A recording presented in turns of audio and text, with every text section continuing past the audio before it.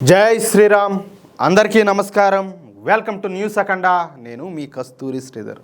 మిత్రులారా, పశ్చిమ బెంగాల్ గడ్డపైన ప్రస్తుతం జరుగుతున్నటువంటి అరాచకాలను చూస్తూ ఉంటే అసలు మనం ఒక ప్రజాస్వామ్య దేశంలోనే ఉండామా లేదా అని చెప్పేసి అనిపిస్తుంది. అక్కడ జరుగుతున్నవి చూస్తూ ఉంటే ఏదో గోండాల రాజ్యం నడుస్తున్నట్టుగా ఉండాలి. దేశ సంపదను ఒక పద్ధతి ప్రకారం ఏ విధంగా దోచుకుంటున్నారో తెలిస్తే మీ రక్తం అట్లే మరిగిపోతుంది. ఆ దొంగతనాన్ని కప్పిపుచ్చుకోవడానికి ఎంతటి దారుణాలకు ఉడిగడుతున్నారో ప్రతి ఒక్కరు కూడా ఖచ్చితంగా తెలుసుకోవాలా. ఈ మొత్తం కథ 2020 సంవత్సరంలో మొదలైంది. ఇప్పుడు 2020లో బెంగాల్లోని ఈస్టర్న్ కోల్ఫీల్డ్ బొగ్గు గనుల్లో 100 కోట్ల రూపాయల విలువైనటువంటి బొగ్గంతా కూడా మాయమైపోయింది. ఇది ఎవరో చిన్న దొంగలు చేసినటువంటి పని మాత్రం కాదు. ప్రభుత్వ వ్యవస్థల అండదండాలతో జరిగినటువంటి ఒక భారీ కుంభకోణం ఇది. దీనిపైన సిబిఐ కేసు నమోదు చేయడంతో అసలు దొంగలు ఎవరో ఒక్కొక్కటిగా బయటపడినారు. ఈ బొగ్గును అక్రమంగా అమ్ముకుని కోట్లాది రూపాయల నల్లధనాన్ని హవాలా మార్గాల్లో మార్చేశారు. ఈ డబ్బు ఎక్కడికి పోతాందో కనిపెట్టడానికి ఈడీ అధికారులు రంగంలోకైతే దిగినారు. వాళ్ళ దర్యాప్తులో ఐప్యాక్ అనేటటువంటి రాజకీయ సంస్థ పేరు బయటపడింది. ఆ సంస్థ ఆఫీసుల్లో దాని డైరెక్టర్ అయినటువంటి ప్రతీక్ జైన్ ఇంట్లో సోదాలు చేస్తే షాకింగ్ విషయాలన్నీ కూడా తెలిసినాయి. తెలుసు కదా, ఈ ఐప్యాక్ సంస్థ ఎవరిదా?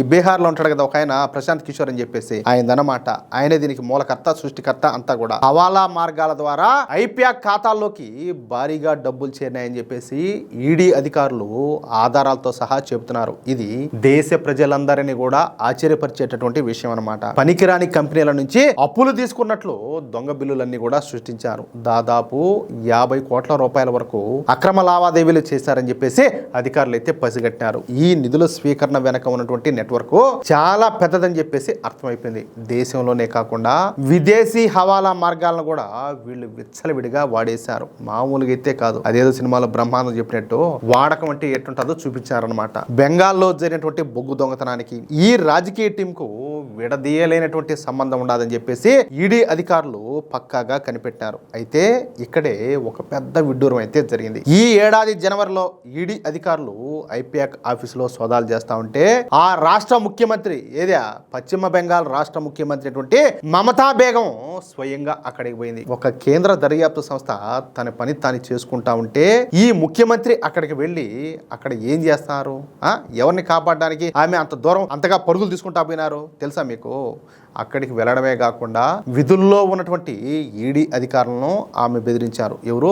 మమతా బేగం. ఒక బాధ్యతాయుతమైనటువంటి పదవిలో ఉండి ఈ విధంగా చేయడం ఏంటని చెప్పేసి కేవలం ఒక పశ్చిమ బెంగాల్ ప్రజలు కాదు, దేశ ప్రజలంతా కూడా ఉమ్మేస్తారు. అంతటితో ఆగకుండా కీలకమైనటువంటి ఫోన్లు, ల్యాప్టాప్లు, అలాగే ముఖ్యమైనటువంటి ఫైల్స్ ను ఆమె తనతో పాటు తీసుకుని వెళ్ళిపోయింది. ఇది నేరుగా దర్యాప్తును అడ్డుకోవడమే అవుతుంది. అవునా కాదా? ఈ మమతా బేగం చేసినటువంటి తీరు ఆధారాలను మాయం చేయడమే అని చెప్పేసి దేశం అంతా కూడా కోడైగొస్తుంది. దాదాపుగా 2700 కోట్ల రూపాయల బొగ్గు స్కామ్ లో కీలక ఆధారాలను ఆ మమతా బేగం నాశనం చేసేసింది. విచారణను ఆపడానికి ఒక ముఖ్యమంత్రి ఇలాంటి పనులు చేయడం భారత చరిత్రలో ఎప్పుడు కూడా జరగల. అందుకే ఈడీ వాళ్ళు ఏ మాత్రం కూడా వెనక్కి తగ్గకుండా ఏకంగా సుప్రీంకోర్టుకే పోయినారు. ఈ కేసును విచారించినటువంటి సుప్రీంకోర్టు న్యాయమూర్తులు ఇచ్చినటువంటి తీర్పు ఇప్పుడు దేశవ్యాప్తంగా సంచలనం అయితే సృష్టించింది. మమతా బేగం ప్రభుత్వానికి కోర్టు గట్టిగా అయితే బుద్ధి చెప్పింది. కోర్టు ఎందుకు ఏమనిందయ్యా అంటే, ఇది రాష్ట్రానికి కేంద్రానికి మధ్య ఉన్నటువంటి గొడవ అయితే కాదు. ఏ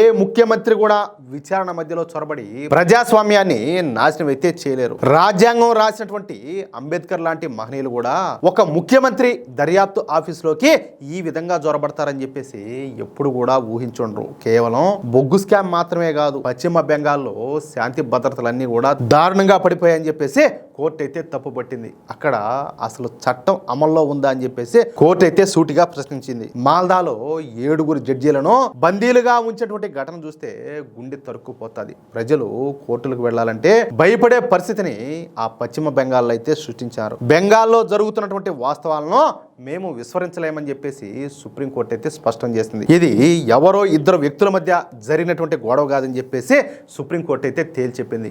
బెంగాల్లో ఉన్నటువంటి నికృష్టపు పరిస్థితికి ఇది ఒక నిదర్శనం అని చెప్పేసి అత్యున్నత కోర్టు అనడం అంటే పరిస్థితి ఎంత ఘోరంగా ఉండదో మనం అందరం కూడా అర్థం చేసుకోవాలా. మరోవైపు కేంద్ర హోంశాఖ మంత్రి అయినటువంటి అమిత్ షా గారు బెంగాల్లో ఒక సింహం లాగా గర్జించారు. బెంగాల్ మొత్తం కూడా ఇప్పుడు సిండికేట్ గుండాల చేతుల్లో నలిగిపోతుందని చెప్పేసి ఆయన అయితే తెలియజేశారు. సామాన్యులు ఏది కొనాలన్నా ఈ గుండాలకు డబ్బులు కట్టాల్సినటువంటి దుస్థితి అక్కడైతే ఉండాలి. ఎక్కడ? పశ్చిమ బెంగాల్లో సిమెంటు, ఇసుక దేనికైనా సరే వసూళ్లు చేస్తున్నారని చెప్పేసి ఆయనైతే అక్కడున్న పరిస్థితులన్నీ కూడా ఎండగట్టినారు. కానీ దేశ ప్రజలారా, మోడీ గారి నాయకత్వంలో అమిత్ షా గారు ఒక మాట అయితే, అదే ఒక హామీ అయితే ఇచ్చినారు. దీనివల్ల ప్రజల్లో కొత్త ఆశలన్నీ కూడా చిగురిస్తున్నాయి. వచ్చే మే 5వ తేదీ తర్వాత ఈ సిండికేట్ గుండాలంతా కూడా పశ్చిమ బెంగాల్ వదిలి పారిపోతారని చెప్పేసి మన అమిత్ షా గారు హామీ అయితే ఇచ్చారు. అప్పటి వరకు మనమైతే కాస్త ఓపిక పట్టాల. మమతా బేగం అరాచకాల వల్లే అక్కడ పరిశ్రమలన్నీ కూడా వేరే రాష్ట్రాలకు వెళ్ళిపోయినాయని చెప్పేసి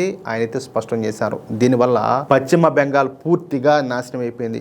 బీజేపీ అధికారంలోకి వస్తే ఈ గుండాల ఆట కట్టిస్తామని ఆయనైతే స్పష్టం చేశారు. మమతా బేగం కేవలం ఓట్ల కోసం బాబ్రీ మసీదు నిర్మించాలని చెప్పేసి చూస్తుంది. చూడండి, ఇది ఎంత దారుణమైన విషయం. కానీ బీజేపీ ఉన్నంత వరకు అది జరగనివ్వమని చెప్పేసి అమిత్ షా గారు కొండ బద్దలు కొట్టినారు. అది ఎప్పటికీ జరగదని చెప్పేసి స్పష్టం చేశారు. హిందువుల మనోభావాలను దెబ్బతీసేటటువంటి ప్రయత్నాలను అడ్డుకుంటామని చెప్పేసి ఆయన అయితే తేల్చి చెప్పినారు. బెంగాల్లో ఆడబిడ్డలకు అసలు రక్షణ లేకుండా పోయిందని, ఆర్జికర్ మెడికల్ కాలేజీలో జరిగినటువంటి ఘటనలు చూస్తా ఉంటే కళ్ళల్లో నీళ్లు తిరిగినాయని చెప్పేసి ఆయన పేర్కొన్నారు. రాత్రిపూట మహిళలు బయటికి రావడం పైన ముఖ్యమంత్రి చేసినటువంటి కామెంట్స్ చెప్పాలంటే సిగ్గుచేటు. ఆమె ఏమనింది గుర్తున్నది మీకు? ఆడపిల్లలకి ఏం పనియా బయట అర్ధరాత్రిలోనా అని చెప్పి మాట్లాడింది. కాదు, ఎవరన్నా మరి మాట్లాడతారా? ఒక మహిళా ముఖ్యమంత్రి ఈ విధంగా మాట్లాడడం ఏంది? మే 5 తర్వాత పశ్చిమ బెంగాల్ ఆడబిడ్డలు ధైర్యంగా రోడ్లపైన తిరుగుతారని చెప్పేసి ఆయనైతే హామీ ఇచ్చారు. ఏ గూండా కూడా వాళ్లపైన కన్నెత్తి చూడలేరని చెప్పేసి వాగ్దానం చేశారు. నాకైతే ఒకటైతే అర్థమైపోయింది. మే 5వ తేదీ నుంచి దీని అమ్మ నా కొడుకుడి దట్నే బుల్డోజర్లు అట్నే పరుగులు తీస్తాయి పశ్చిమ బెంగాల్ అంతా కూడా. ఇది మాత్రం కన్ఫర్మ్, కావాలంటే రాసి పెట్టుకోండి. బెంగాల్కు ఇదొక కొత్త ఆరంభం కావాలని చెప్పేసి అమిత్ షా గారు అయితే పిలుపునిచ్చారు.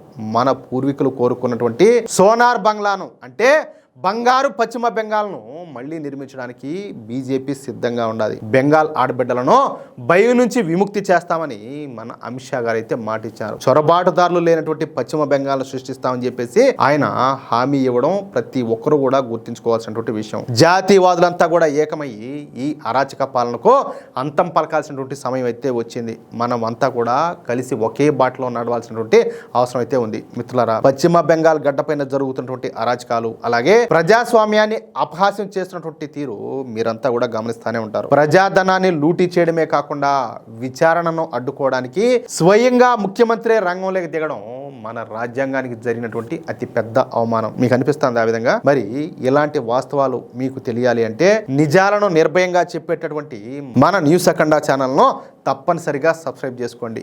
ఈ వీడియో కనుక మీకు నచ్చినట్లయితే వెంటనే ఈ వీడియోను లైక్ చేసి మీ మిత్రులకు, అలాగే మీరు ఉన్నటువంటి వాట్సాప్ గ్రూపులోను, ఫేస్బుక్ గ్రూపులోను తప్పనిసరిగా షేర్ చేయండి. జై శ్రీరామ్, జై హింద్, భారత్ మాతాకి జై.